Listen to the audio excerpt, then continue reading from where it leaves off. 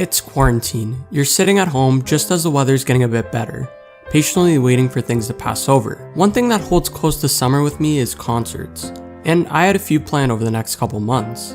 Specifically lyricist, co-lead vocalist, and conceptual leader Roger Waters of Pink Floyd live in June.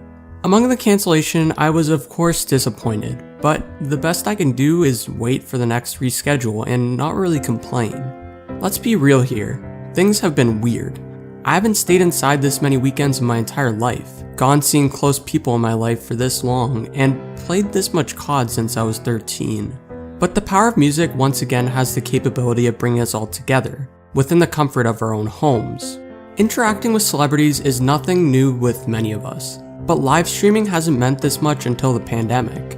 A huge one was Post Malone covering Nirvana to raise money, with dozens and dozens of artists doing the same, whether it's on YouTube streaming or other sources. But on April 23rd, things were a bit different. 12 million players around the world joined into Fortnite to view the well-known hip-hop icon Travis Scott, with multiple replays of the 10-minute concert amassing 27.7 million unique viewers. And whether you're a Fortnite fan or not, numbers like this for a 10-minute concert is definitely quite impressive. But digitalizing artists is not entirely new. As seen previously in our childhood years with Rock Band and Guitar Hero, immortalizing the Beatles / AC/DC and creating a new form of monetizing their music, or even through Tony Hawk or Grand Theft Auto into music playlists, paving new paths to discover artists and to listen to their new music. Emerging the music world into video games is nothing that we haven't seen before, so why did Travis create a breakthrough if this idea has technically been done before? The difference between the mentioned games and musicians is that Travis really combined it all. He did this through the unbounded visuals of the video game world, clashing with a live stream, to create the visual utopia of Astroworld to a concert venue across the world, for free. Although Fortnite has had a few previous concerts, Travis paved a new road with this.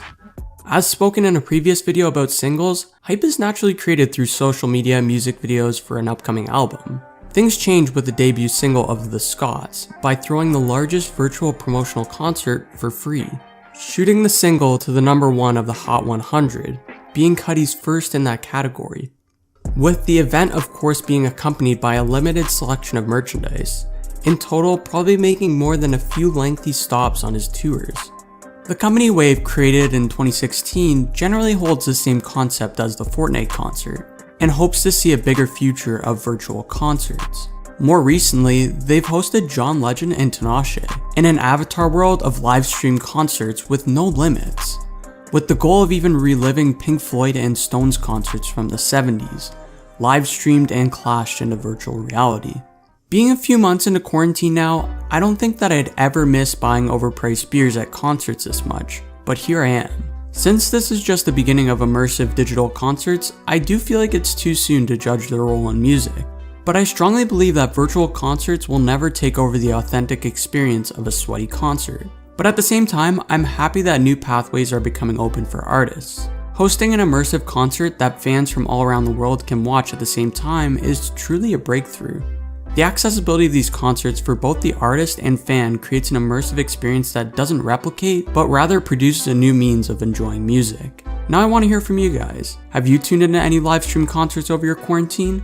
Also, do you think they're just a fad, or will we see future success in live stream concerts?